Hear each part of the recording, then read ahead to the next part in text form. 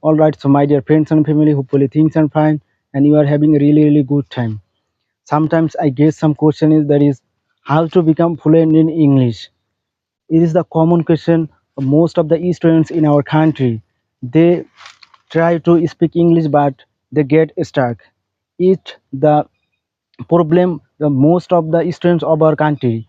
They try to learn English as a grammar. They learn many grammatical rules but it really not helpful for them.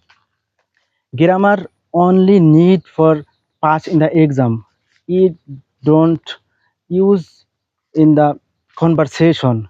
You have to make conversation and you have to learn so many sentence in English. But grammar is not helpful to learn English. Grammar only need pass in the exam and good result in English exam. So if you want to speak in English and smoothly, you have to make sentences and you have to try to speak every day.